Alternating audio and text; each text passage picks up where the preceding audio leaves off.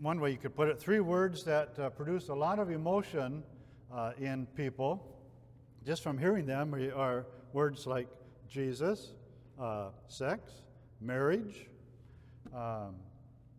Say one of these words nowadays, and you're almost going to, get people instantly up in arms, both either for or against. Even marriage today, in many circles, is almost like a fighting word.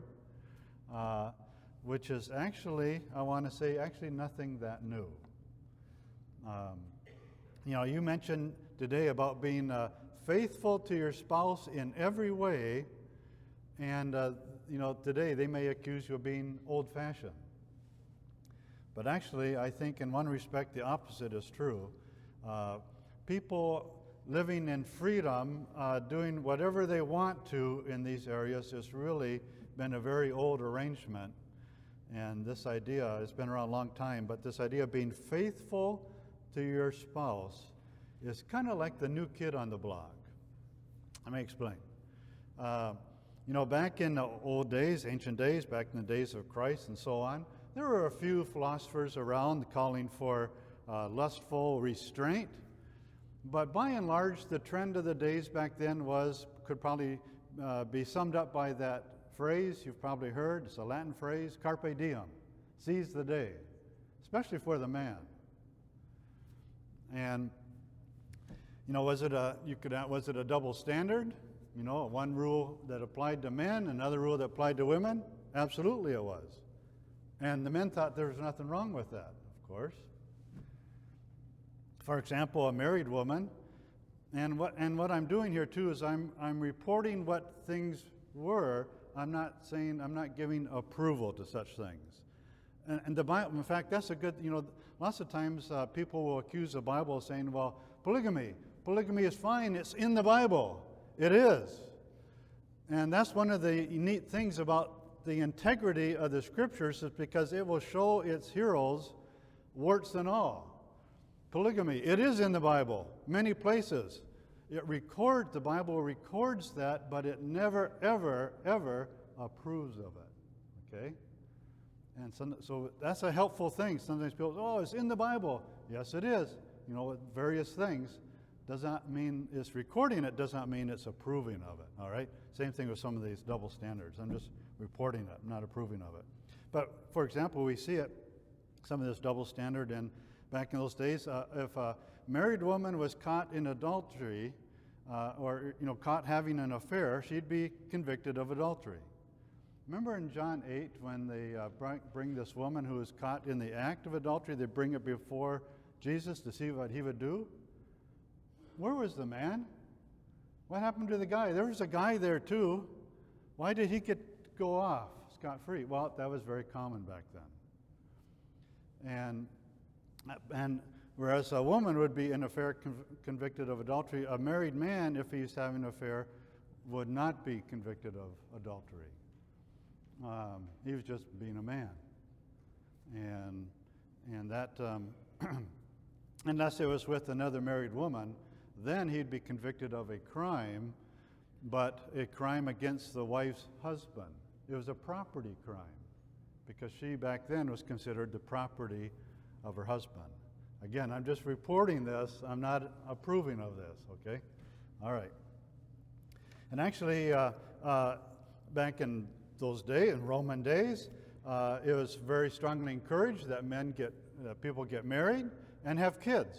It was because that was one of the ways they needed soldiers for the armies. They needed the empire to spread, so let there be many kids.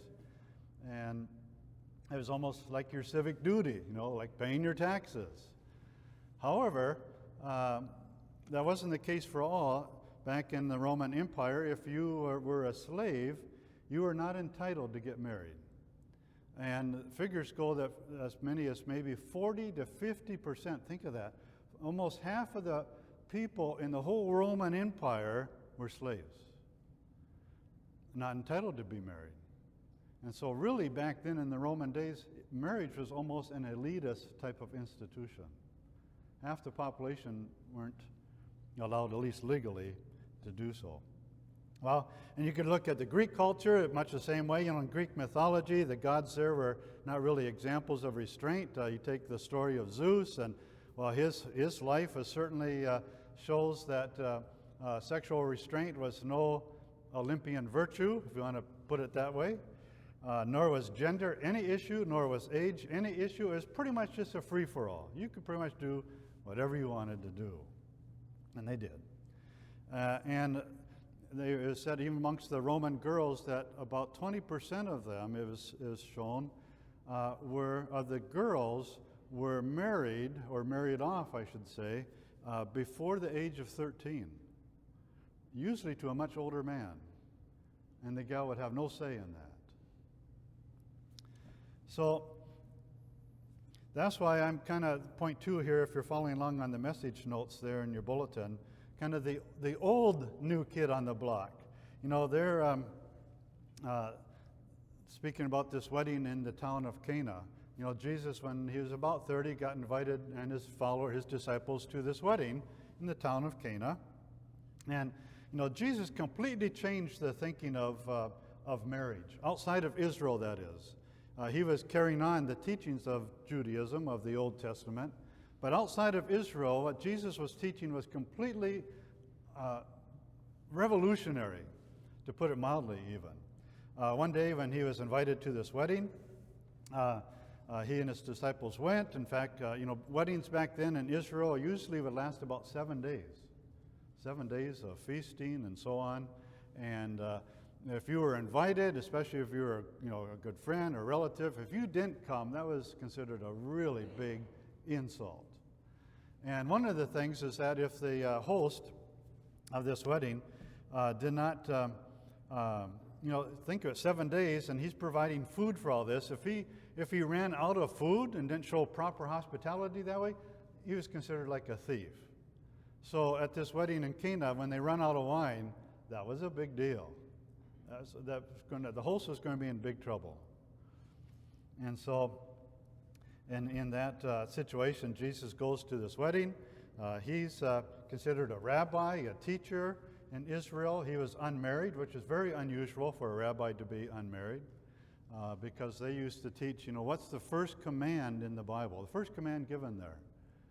It's not, love God, it's be fruitful and multiply. So the rabbis did. And so it was very unusual for Jesus, being a rabbi, not to be married. And so he goes to this wedding, and when the wine runs out, and Jesus' mother comes to Jesus and says, do something about this, there's a problem. And remember Jesus' response, he's kind of short with her. He says, "Woman, why do you involve me? My hour has not yet come." Jesus was never unloving, but he gives this kind of terse reply. And one guy said, Philip Yancey says that, if Jesus had acted, it would mean that his time had come. And you could put it this way, in a sense, nothing in his life would ever be the same again. Think about it. Doing a miracle, turning all that water, huge, big, 30 gallons of jugs of water, turning them into wine, into very fine wine, was a miracle. And people would hear about it. Wouldn't be too long before the authorities would hear about it, and they could make life, well, we could put it this way. A clock would start ticking. This one guy put it this way. A clock would start ticking that would not stop until Calvary. Well, Jesus acted. The host was grateful. The feast continued. The people were happy. And a clock started ticking. Only Jesus knew what that now meant for him. His disciples didn't know. His mother didn't know. The grateful host did not know. He knew that now there would be just a matter of time before the authorities would decide that this guy can no longer live. And so, yes, it meant that for Jesus from that point on, a normal life was out of question. Well, again, back with on marriage, another time Jesus taught on marriage, and it's kind of interesting. He goes on, when he does so, he goes all the way back to creation. And here's what he says. He says, they had asked him a question, and he says, he answered, "Have you not read that he who created them from the beginning made them male and female, and said, Therefore a man shall leave his father and his mother and hold fast to his wife, and they shall become one flesh. So they are no longer two, but one flesh. What therefore God has joined together, let not man separate." You know, Jesus didn't teach that marriage is about gaining a better economic situation. He didn't teach that it was something that you did to, keep the institution going. In fact, he goes all the way back to creation, which he takes literally, Adam and Eve, and he would know better. He would know exactly what had occurred. And so I accept that fully. And he goes right back to creation, and which is before any state or any government was around, I think is also an interesting point to be made here. That marriage is about joining two people, spirit and flesh, two into one. It's not about the state. It's not about the government, which also means this, I got to throw this in, that it's not up to, the government does not get to define what a marriage is. God defined exactly what a marriage was in his eyes from the very beginning. He's made it very clear, way before there's any governments ever existed. And so for a state or a Supreme Court to redefine marriage, they are trespassing. They're stepping on ground that simply does not belong to them. And this is where the church needs to regain its prophetic voice and speak out against these things. No, you're dealing in areas that you don't know about.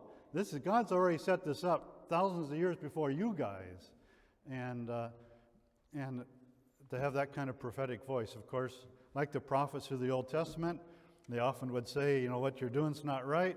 People never listen, and it was always, without exception, to their peril, of course, eventually, but still.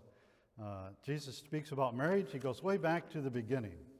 And and I like what he says too. It reminds us that when you get married, it's almost, you're entering into a divine creation. But he says, what God has joined together. It's a spiritual reality, and physical intimacy is just one expression of that. One guy stated this, that marriage begins with a promise. One man and one woman stand before God and before joyful witnesses and before each other, and they make a vow, an oath, a promise. They give their word. That's what a marriage is based on. It's based on that promise. And a promise freely offered. No shotgun weddings or anything like that.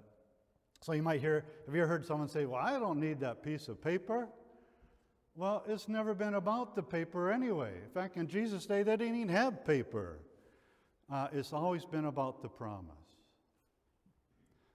This promise for better or worse, in sickness or health, it's a promise for when you are, I'll put it this way, young and sexy, and the house smells like Chanel No. 5, and it continues when you're old and your knees hurt and the house smells like Ben Gay.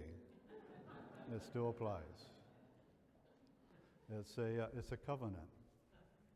It's just like the covenant God made and makes with us. And it's a promise not just to avoid adultery, but to pursue oneness on every level, physically, spiritually, intellectually, even in ways emotionally, to become one. And yet it does not diminish their individuality. It actually enhances it. Marriage does what mathematics cannot do. Two becoming one, and yet you still have two. It says in Genesis 2, it says that Adam and Eve, or Adam and his wife, were both naked and not ashamed. This is something that's not usually taught in churches, but it's teaching about the goodness of the human body. God was very glad to create it, and about the freedom of sexuality in a God-honoring marriage.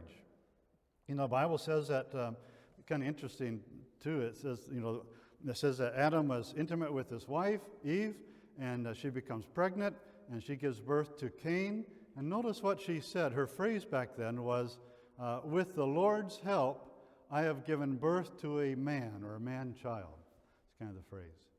And I thought, I wonder what Adam thought of that.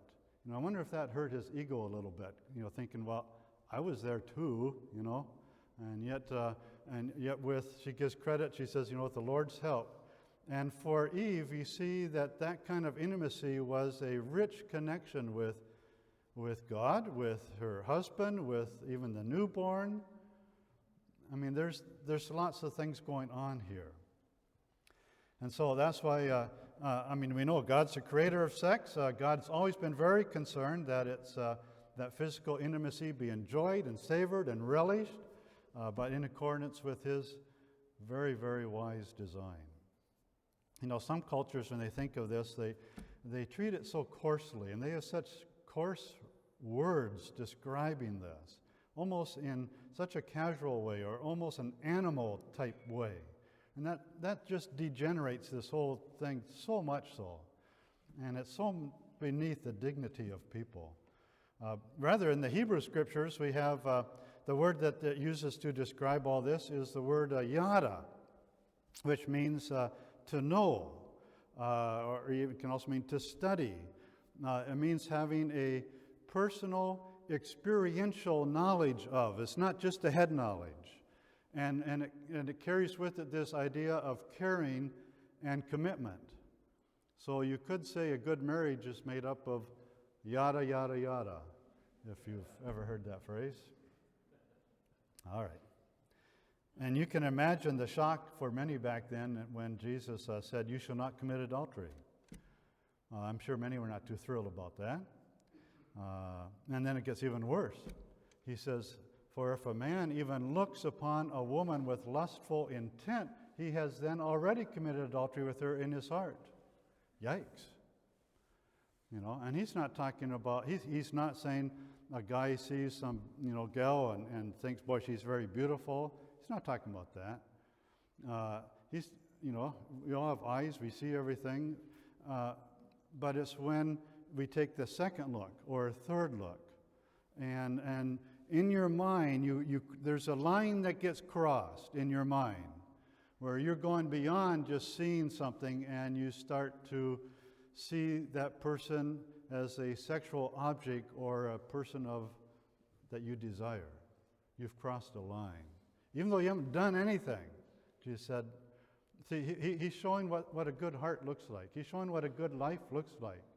A good life in God's eyes, you can't just have good behavior and everything be okay. He says, but no, because I look at the heart.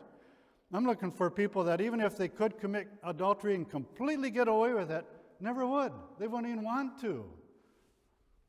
Looking for, again, God looks at the heart. And Jesus is bringing that out. And please notice this too. I like this. This is very important because a lot of cultures in our world today do not do this. And Jesus, I think, very wisely teaches that the responsibility, he does not place the primary responsibility for men's sexual behavior onto women. He doesn't say, well, make sure in your culture that the women stay indoors and make sure they don't get educated and make sure you cover them up with a burlap bag from head to toe so that in case they go out, they don't seduce some man with their beauty. Jesus doesn't teach that. He always taught that each man is responsible for his own heart. Each man is responsible for his own actions.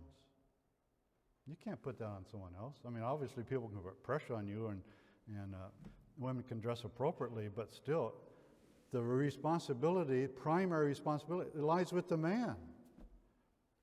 Well, all right. All this kind of having a good heart for marriage. And because he highly commends marriage, it's a great thing, it's a good thing, it's a God thing, and how grateful we are for marriage. But if you're following along, point 3 on the sheet, getting back to Jesus on marriage. So back in that day, in the ancient Greek world, the Greek culture, the Roman culture, all these things, staying faithful to your spouse was not old-fashioned. It was a new and revolutionary thing. They had a double standard, one for men, one for women. Jesus comes along and gives this incredible new teaching. He goes all the way back to creation and says, let me tell you, this is the way God who designed it to be. This is the very best possible way it can be. One man and one woman in this covenant relationship. And that sex has a spiritual component to it. That faithfulness is a trait to be prized. And that children are to be protected, not exploited or sold. Which is very common back then. I mean, did you catch this? Let me say that again. This is very interesting to realize this, that this very wise setup which makes for the maximum flourishing of individuals and of people and kids and families, and then therefore civilizations. This very wise idea that we're talking about of marriage between one man and one woman, it didn't come from the Greeks and all their wisdom. It did not come from the Romans. It did not come from the Viking pillagers, some of our ancestors. It certainly did not come from the atheists or other pagans. It came from Jesus. I mean, to start out in the Old Testament, and he reiterated that. That's why we need to get back to Jesus on marriage and his teachings on marriage. It's the very best.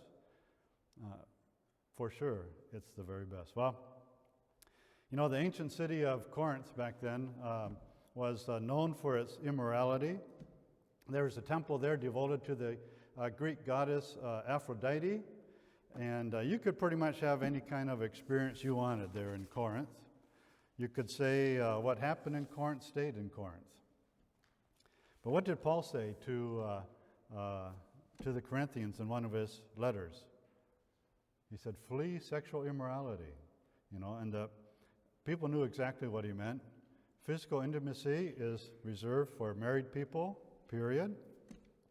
Or it says, if you want to put it this way, or as that theologian, she's really not, but Beyonce, put it in a song recently, put a ring on it. Kind of same idea. Now, some of you are younger who would know exactly what I'm talking about there, and some of the others are you, who, what, who? But, Tim Keller, the pastor out east, he once said, the ancients were stingy with their money, but they were generous with their bodies.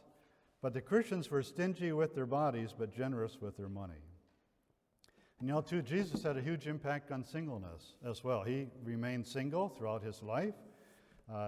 He taught that it was perfectly okay for a person to remain single, and for one reason, perhaps out of their dedication to the Lord. But that was an idea that completely ran counter to the teachings of the time. That was a revolutionary teaching in many respects. Because in Judaism, they taught, be fruitful and multiply. That's what Jesus said, it's okay to be single. He stayed single. Unfortunately, throughout history, the church has developed from time to time some weird ideas about some of this. In order to avoid lustful passions, sometimes you'd hear of Christians, or especially monks in some of these places, who would whip themselves or almost mutilate themselves to try to avoid that. It never worked. It could not work because it doesn't deal with the heart, and that's where the problem lies, with the heart. They needed a new heart. Or Augustine, a huge he was married, he had many mistresses, and then he became a Christian, and went on to become a huge influence on church history. But he struggled in this area at first, and he was divided. He wanted to follow God, but he didn't want to change his lustful behavior. He wanted to, but he didn't want to. He once prayed, he says, Lord, make me pure, but not yet. Fortunately, he made a firm decision and at one point and surrendered his life completely to Christ and went on to have an incredible influence. Or others. In the Middle Ages, it was taught for a while that rather than being married, that it was better for a Christian to be single than married, to take a vow of celibacy, to remain single. And Martin Luther came along, and one of the things that he mentioned was this whole idea of this vow of celibacy. He said, it goes against common sense. And he left the monastery and he married a former nun, Catherine von Bora, whom he smuggled out of a convent in the back of a fisherman's wagon amongst barrels of red herrings. And he also taught that, back then, before Luther, a lot of men and women sat on opposite sides in the church. And Luther comes along and says, that's not good, because the family is the basic, part of the church, the primary relationship that makes up the church. You should not separate families. And so ever since Luther then, families have sat together in most churches. Compared to some of the things that went on over the years, especially compared to the teachings of the Romans, teachings of the Greeks, teachings of the atheists, man, I tell you, Jesus' teachings on marriage really were revolutionary. And in the 11th chapter of Hebrews, it's called the Faith's Hall of Fame, where it lists all these heroes of the faith, great heroes like David and Abraham and Moses and Noah and all these. It also lists another one. It has this one comment. It says, by faith, Rahab the prostitute, because she welcomed the spies, was not killed.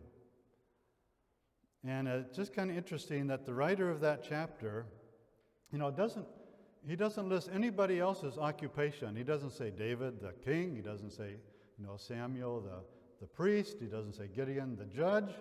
But he gives the occupation of Rahab, the prostitute. Why is that? And I think that's just grace. Massive and amazing grace. That here's this gal with a very messed up life, and she'd be the first to admit that. And you can read her story there about how she came to have faith. Hebrews 11 says so. And she gave up her former way of living, joined the people of God, and she even gets brought right into the direct genealogy of Jesus the Messiah. That's grace. That's amazing grace. Well, that's where one of the things that's so neat, so fantastic about Jesus is that he's the one who really is a master at, he specializes in taking broken lives and making something beautiful out of them. Taking up lives we're very good at messing up our own lives. Jesus is the one who can make something great and beautiful out of what were once broken lives. I mean, wherever he went, he attracted so many people to himself, but especially he attracted those who had messed up in their relationship, messed up in life, messed up with their attitudes.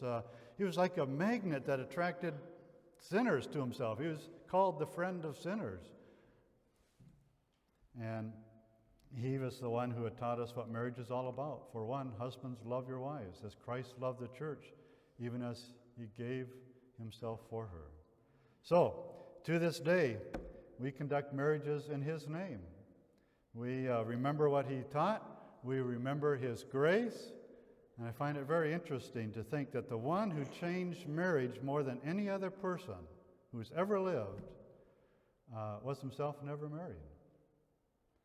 And so we discover again that very wise is the person, smart is the person who we get back to Jesus on this subject of marriage. Well, let's close in prayer. Lord, I thank you that marriage was your idea. It's a great idea. And we are so thankful for it. And I thank you that you did not leave us with good teachings and insights on it. And yet, Lord, we're the first to admit that, man, we need your help. We so easily mess up and say things, do things, feel things that are out of place. And that, Lord, I thank you that we can bring all these things to you and we can come to the foot of the cross and leave all these things there. We can confess them and find your forgiveness to give us new starts in life. You major in giving fresh starts in life. And each day really, in a sense, is like a new start. And we thank you for that. Thank you for your grace and strength and your mercy that, as we read earlier, we can come to that throne of grace and find mercy. So, Lord, I thank you for all of that. Thank you for this morning now, and I pray that you dismiss us with your blessing, that we might go forth from here and give you thanks and praise in Jesus' name.